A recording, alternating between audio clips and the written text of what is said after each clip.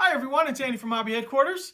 Well, I've got an exciting new build video for you guys today. This is the 100% new molds. This is not old. This is not one of their old 1970 kits repopped or anybody else's kit. This is 100% brand new molds from Tamiya. This is their 35th scale KV1. And it is a beautiful kit inside. If you guys watched the review I just recently did on it, very impressed with the quality on this. And it's a Tamiya kit, so it should go together really quickly and easily. It's link and link tracks, so those are very nice. In fact, I'm really starting to love those because you can get all the detail of individuals, but a good portion of the tracks are already built up for you, so you don't have to worry about spending hours putting track together, and you still have a nice looking vehicle once it's done. So, like I said, it's very exciting to start building this one right here. So, let's get started.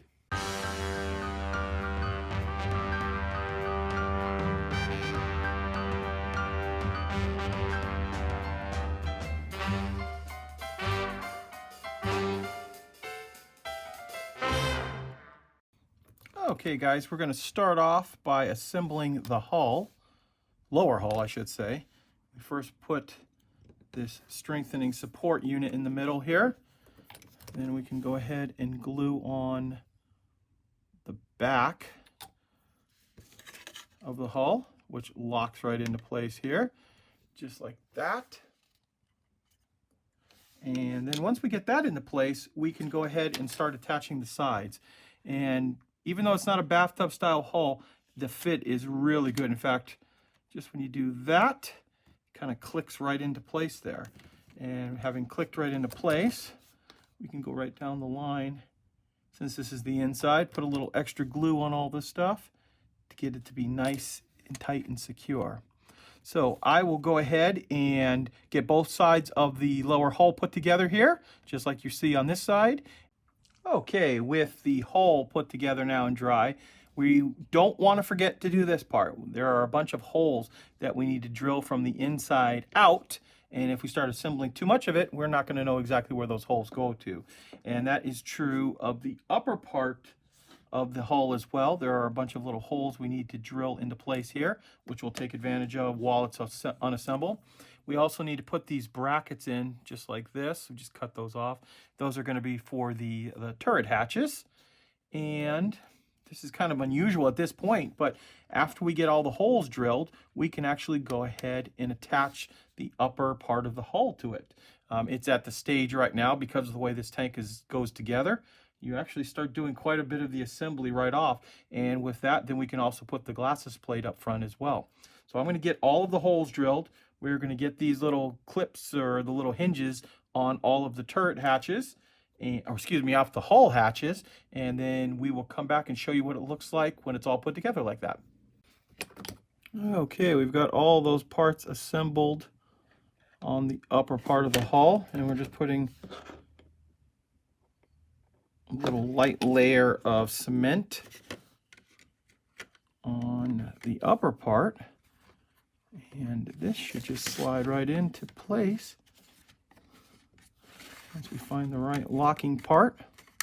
There it goes. That little click tells us that we've got it in there. And we've got all the holes drilled already. So now we just have to let this cement set up and then we can put on the glasses plate. Thought I'd just point this out to you too while I was attaching the top. And notice how Tamiya is included all of those really crude cut marks that the Russians would have done on this, because these would have been put together really fast and not with the greatest of care. So you see all of those cut marks down the side plate of steel. That is really going to add some nice detail to this. Okay, and one other quick thing before we get started on the glasses plate. These little pins are only if you're going to have the hatches open. Didn't even realize that right off, but I'm not going to have the hatches open, so we're going to leave all of those off for now. Now we can go ahead and attach this plate in here, and you know something fits really well, that when you go to do a test fit on something, that it goes in there so tight you can't get it out without having to pry it off the thing, because that's how well it fits. So we'll go ahead and glue that into place. Then there's a piece of applique armor that we drilled the holes out for in advance before we actually put that on. and put the applique armor on, and finally the large hatch, which I still have to do a little cleanup on that. We just cut that off the sprue, and that'll get glued into place. And basically, you can just see here how quickly the lower hull goes together. This, in a matter of 20-25 minutes, you've got a great portion of the vehicle built. Now, with that being said, once we get these parts glued on, we're going to go ahead and start working on all of the suspension. Okay, guys, we're flashing ahead. It's now in my backyard, and we've set up a little studio outside here because the weather is beautiful. I've gone into the garage and swiped my wife's giant cutting mat that we can use. Let's hope we don't spill any Tamiya Extra Thin on it. She's had this Hobbyco one for many, many years and has managed not to ruin it, so let's see if we can do the same.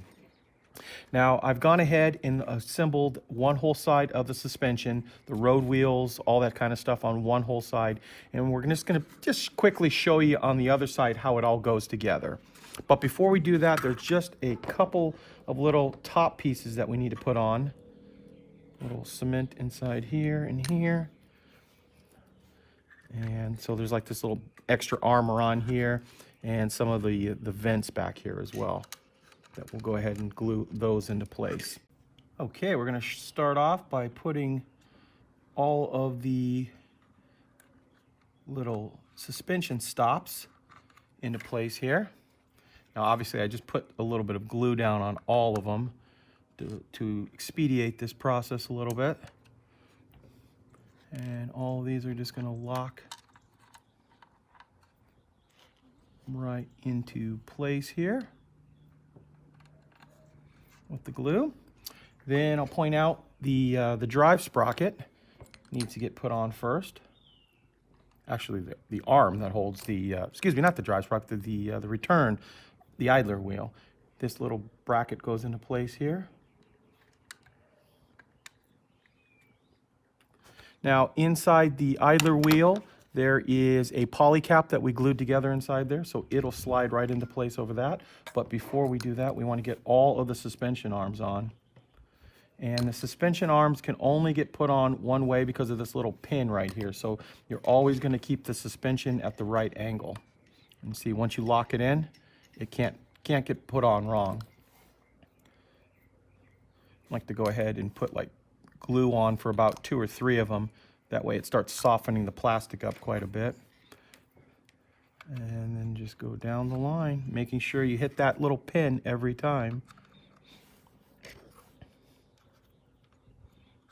And then, of course, we'll let all of this set up and dry for, about 10 minutes or so, just so it stays nice and sturdy. Like that. Oops. We can glue then the, oops.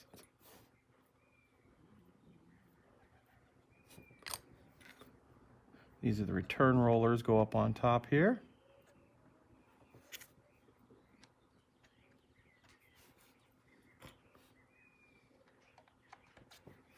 Just like that. And then, of course, we can glue all the wheels on as well. The wheels don't need to spin, but the drive sprocket and the drive sprocket that goes back here and the idler do for the link and link tracks. That's going to make them go on easier. So I'm going to finish up these parts right here, and then we'll start working on the tracks.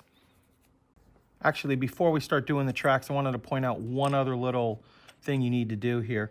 There are these little brackets that go up inside the drive sprocket in here, and if you just put the drive sprocket on first, then you'll be able to actually glue this in around it. So once you do that, the drive sprocket spins, but is pretty much always going to be in place. If you go ahead and put this on first, you're not going to be able to get the drive sprocket on. So put the drive sprocket on first, then you can glue that right into place there.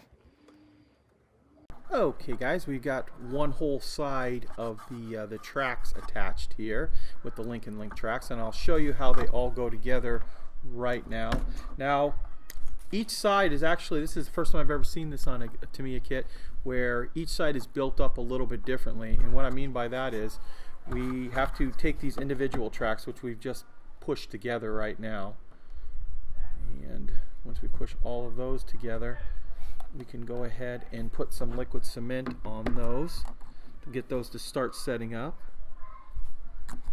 And basically you just put a tiny little touch into the crack and it just wicks all the way down the line there, making sure those are all together tight.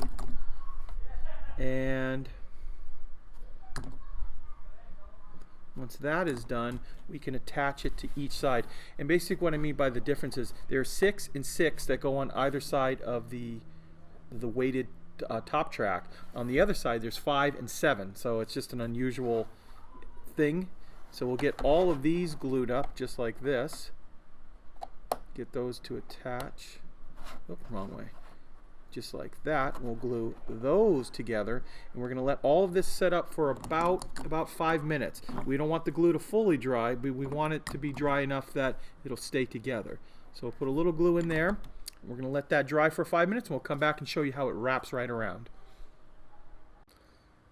Okay, these have now set up for about 5 minutes, and I actually went ahead and put the length of track and then one little extra track on both sides too, because it's exactly even from the middle out. So now that that is set up for a little while, I also pushed them up against the edge of the cutting mat here for one reason. We want to make sure that they stay perfectly straight, and that way you don't have any wiggly tracks. And once we get that, we can just line that up just like that. And then you should be able to take that and just do that. And the same thing with this, just like that. And we will go ahead and put that track down just like that. So the weight of it will hold it into place. And once that sets up, all we have to do is attach the bottom piece, which will glue right up inside there. Now, there's 2 different ways we can do this. We can do this with the way we're doing it right here, and be able to pop the tracks off later and paint them separately. I don't think there's going to be much difficulty painting these tracks.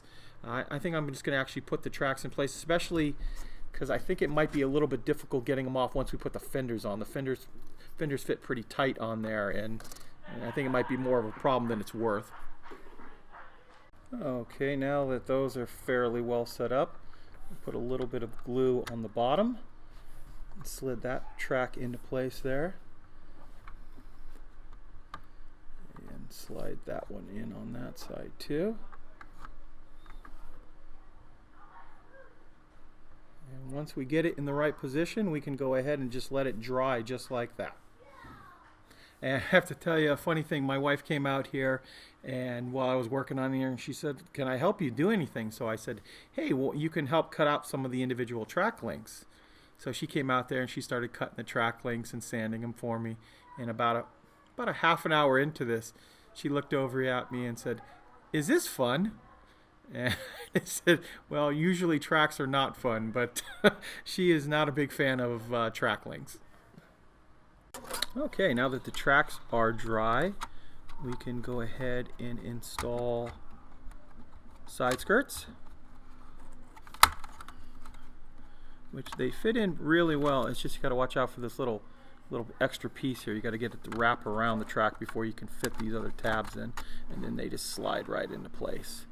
And we've gone ahead and assembled up stowage bins that are going to get put on the back here. We've got all of the little hatches that we will also attach those. And the only other thing I'm going to do off camera too is we're going to go ahead and put the brackets that hold it up on there. So I'll finish putting all the brackets on, and the side skirts, and these little bins on the side there. And if there's any other little accessories, we'll go ahead and put those on. And I think actually the next step after this is to go ahead and start working on the turret. And the last thing we're going to put on right now is the inside turret ring, which you gotta just kind of play around with till you feel it line up in there, just like that. Now, there was actually a few more parts than I thought that we had to do. We've got these exhaust ports that I'm finishing up the other one right now. All the brackets, they had some side armor here, the light, machine gun, antenna, things like that. So nothing major, but there were a few more parts than I actually thought to put on. So we got all those put into place, and we're gonna let this dry a little bit, and now we can start working on the turret. Okay, as we start the turret off. This is kind of unusual. I've never had to do this before. These are the little locking mechanisms that hold the turret into just this piece right here that would locks into those little tabs right there. Usually that's molded into place, but I guess because of the shape of the turret, these have to put in separately. So we've gone ahead and make sure get those exactly locked into the right position. If not, you are going to have some problems later on getting that in. And then we got to go right around and build up this whole little piece going all the way around on the inside here. So put a little glue back down there. And you see what I'm talking about by building all that up? Making sure it goes all the way in. So we'll get those worked on right there. And there are a couple other little ones we need to put in. I'm going to take care of those right off, and then we'll start putting the sides on. Okay, we've gone ahead and put that side of the turret into place. Brush glue along the inside of that. And it's very unusual the way this whole thing fits together, but even the way the side locks in here, when you push it on just right, it gets the proper angle as well. So once we get that glued in, making sure those are at the right angle.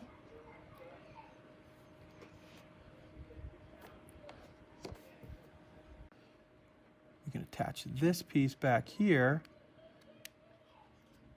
Wow, look at that. It fit perfectly the way it was supposed to. So we'll go ahead and glue that into place. And this way we can let this set up now. And we know it's going to be in the right shape. We'll go ahead and put the top and the front part on after we assemble the gun. But we're going to let this dry up a little bit and solidify. Okay, that's had a chance to dry. Look at that. Look at how that fit perfectly right into place, just like you would expect it to.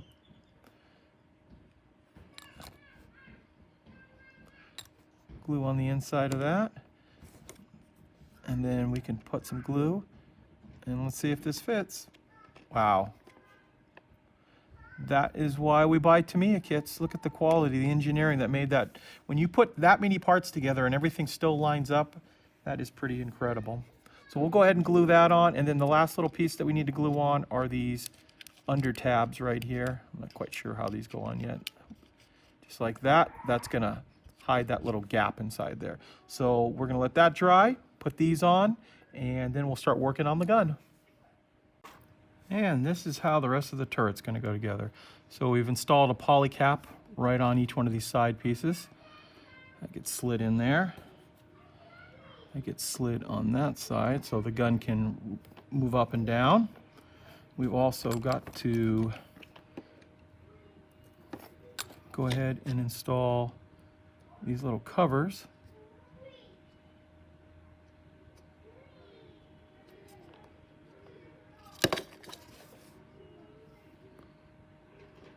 Cover the vision ports.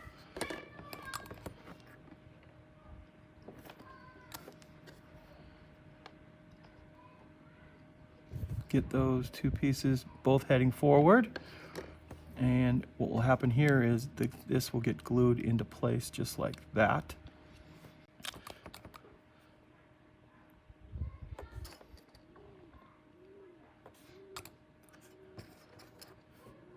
This piece will get glued in just like that. The barrel will go in here. And finally, this piece will cover over the top right there. So I'll go ahead and we'll glue on the rest of all the little parts. You just saw me glue half of it on. We've also got to put the machine gun back here, which we've got that all glued up, and then put the shroud over that. And then just the last piece, it's the two pieces for the cupola. So that's pretty easy to put on. We'll put that in and the hatch, and we will pretty much be done with the turret. Okay, there we go. There is our completed model. One other little tip I'll give you guys too is when you go to put these little grab handles on, don't try cutting that little burr off or sanding it off while it's, separate. Glue it into place, and then you can lightly sand it in place, you are way less likely to snap the part off like that. So, and one like that. So driver's hatch is in. This whole thing, the turret fit right into place. I was a little worried about that, putting all that assembly together to put it inside, but went right in, as you can see. And the turret actually rotates very smoothly on that as well. Okay, well, that is all I'm going to do at home here. So I'm going to take this into work in the next day or two. We'll be all locked up and closed, of course. And I will go ahead and start painting and weathering. We are back at the store now. It's early Monday morning, and we've got our painting table out, and we are ready to put some paint on this tank. First of all, we're going to paint it with XF69 NATO Black, and that is going to be first and foremost to check up to see if there's anything that we need to sand a little more, fix a little bit more, things like that. We are going to then take our white and do some highlights, like some of the inside of the panels, to make them pop. And I originally planned on using Tamiya's new lacquer paints. Unfortunately, they want you to use a specific type of green to get this thing going, and I don't have the right colors to mix together with the lacquers to do it. So we're going to have to go ahead and use another paint, which is going to work out great because we happen to have the actual color already. And this is Mission Model Paints Russian Dark Olive. And I faded it down ever so slightly with a little bit of dark yellow to kind of lighten it a little bit. We want to give it a little bit of a faded approach to it. So first we're going to go ahead and put our NATO Black on.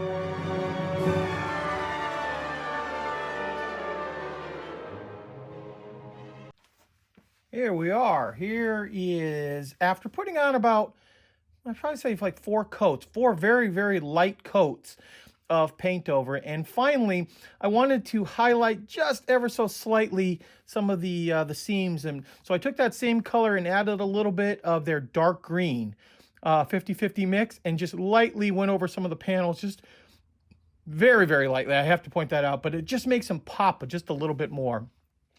So now with the paint on, I'm going to go ahead and we're going to spray the entire model with dull coat, let that dry. We'll come back and put the decals on.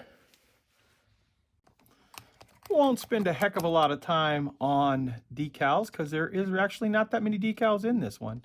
So what we're going to do here is we're just going to put a little Mark Fit Strong on as a little undercoat because there is a lot of texture to this kit. We want to see if some of that can come through into the decals. And we will just go ahead and place this decal. Really large one actually at that.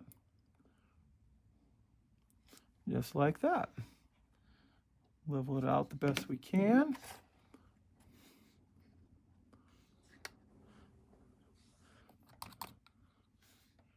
Put another coat on of Mark Fit. So it's hitting it from both the top and bottom. And then we're going to let it dry. So there are a grand total of like 5 decals we need to put on this. So obviously nothing major on it. I am going to go ahead and put all 5 of those on right now. And we will come back. Actually, after I do that, I am going to take it outside and completely dull coat the entire thing to seal those decals in. We don't want them popping off later on. So we'll put 2 light coats of dull coat on, seal the entire model once and for all, and then we can start doing our weathering. Well, since the decals are only on the turret of the tank, I thought what we can do is start working on the lower hull. And first thing I went and did is I took my airbrush and went around all of the tracks and did it with our track color, which is a mixture of NATO black, NATO brown, and a little bit of red, and really pops really well up against this green base of a tank here. Now, we've all sealed this in already with dull coat, so we can actually start going ahead and weathering. Show you how we're starting off the weathering here. First, putting down a little coat of clear thinner, and we're going to do this little panel to kind of show you. Followed it up, we're using just a little bit of streaking grime pushed into some of the little cracks and stuff like that. Then taking a clean flat brush, I'm going to kind of blot it in there, kind of blend it around. And finally taking another dry brush with a little bit of a light sienna color, and we're going to just start tapping it into the streaking grime area. And that's just the first color we're going to use. So that's what it looks like dry. But like I said, we're going to push it into all the little nooks and crannies here. Kind of blend it around. And once this dries, it is going to dry a different color. Just like that. So we're going to make this vehicle pretty worn, not necessarily, you know, beat up, like, you know, destroyed, but we're going to make it look like it is a little bit dirty. We're also, before this fully dries, we're going to hit it with some really dark rust wash, just some small little areas, just to make things pop out a little bit more.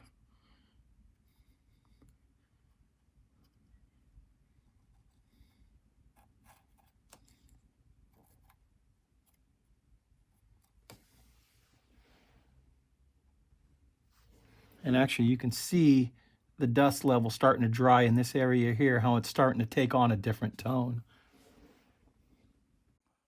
Okay, you can see we are just finishing up the lower hull. I'm just blending any of these areas of the powder that are a little bit too much. We can take some of it off still. The only other thing I've done also with it is we've taken a little Tamiya black panel liner and started to put it on some of the bolts. You can see them in the back here. These have dried already and they have a nice effect to it. Now, I just put the turret into place, as you can see, and you can see the difference between the really worn bottom with the really brand new clean top. But we're going to go ahead and do the exact same thing with the turret now. A little lighter though, because obviously the dirt doesn't travel up as high on the vehicle as it does when it on the lower part of the hull.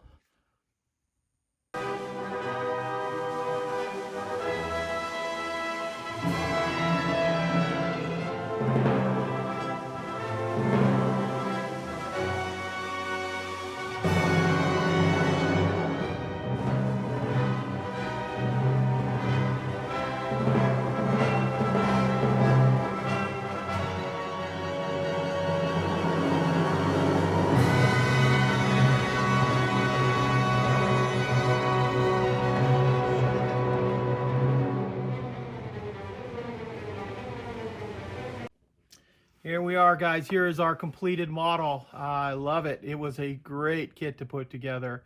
Really enjoyed the way, too, the mud, dust, grime, rust, all that stuff we put on there came out.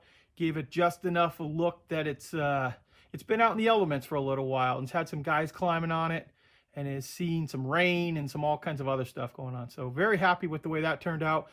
And as we were talking earlier, it is a Tamiya kit, so the kit itself goes together wonderfully. No problems with fit. The Link and Link tracks, all I can say is I hope Tamiya makes every single set from Link and Link from now on, because I think they're incredibly detailed and very, very easy to put together. You know, no problem having to fight with tracks with a million different parts on them and a million different pieces. Sometimes it gets so aggravating, but these went together probably in about, I'd say probably about a half an hour each side, so nothing bad at all. Now, as of this moment, we are hearing that this kit will be out either in late April, early May. We're not positive about that with all the stuff that's happening in the world right now, but last we heard, that was what's going to happen. But keep an eye out for it. I'm sure it'll be out fairly soon. And when I started the video, obviously we had box art, so it's something that was progressed right along. So this is the final way the version of the kit is going to come out. So, hey, I want to thank you. First of all, if you guys are new to the channel, please, we'd appreciate it if you go down there and subscribe. Also, you want to ring the bell. That way, they will notify you anytime a new video comes out. Also, we have Andy's Hobby Headquarters t-shirts available that if you'd like to go ahead and help support the channel. Also, you can visit our website, andyshhq.com, where this kit will be available for sale for all over the United States and Canada. So, hey, I want to thank you guys as always for watching, and please stay tuned because we have many more videos coming.